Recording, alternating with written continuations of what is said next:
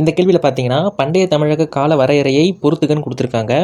என்னென்னா பெருங்கற்காலம், சங்ககாலம், பிராமி எழுத்துக்கள் அறிமுகப்படுத்தப்பட்ட காலம், சங்க மருவிய காலம் கொடுத்துட்டு இதை மேட்ச் பண்ண சொல்கிறாங்க. அது ஒரு கரெக்ட் ஆன்சரோட.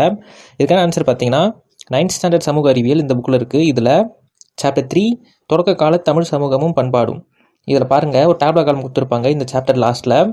அதில் ஃபஸ்ட்டே கொடுத்துருக்காங்க பாருங்கள், இரும்பு காலம் பெருங்கற்காலம்னு, கிமு 1300லேருந்து கிமு 300 வரைன்னு. அடுத்து சங்க காலம், அதாவது சங்க இலக்கியமும் இருக்குது, பட் சங்க காலம் தான் இதுவும். இது பொதுவாக தெரிஞ்சது எல்லாருக்கும், கிமு 300லேருந்து கிபி 300 வரை. அடுத்து தமிழ் பிராமி எழுத்து முறையின் அறிமுகம், இது கிமு 400லேருந்து கிமு 300 வரை. லாஸ்ட்டு சங்க மருவிய காலம், இது கிபி 300லேருந்து கிபி 500 வரை. இது இல்லாமல் பாருங்கள், இதில் தாலமியின் புவியியல், வியானா பாப்ரிஸ், அப்புறம் பிளினியின் இயற்கை வரலாறு, இதோட காலம் கொடுத்துருக்காங்க. இதுவும் மறக்காமல் படிச்சுக்கணும், ஏன்னா இதுவும் கேட்க வாய்ப்பு இருக்குது. இப்போ அந்த கேள்விக்கு போயிடலாம். இப்போ அந்த டேப்லெட் காலமில் இருக்க ஆன்சரை வச்சு இந்த கேள்விக்கான ஆன்சர் என்னன்னு நீங்களே மறக்காமல் கமெண்ட்டில் சொல்லிட்டு போயிடுங்க.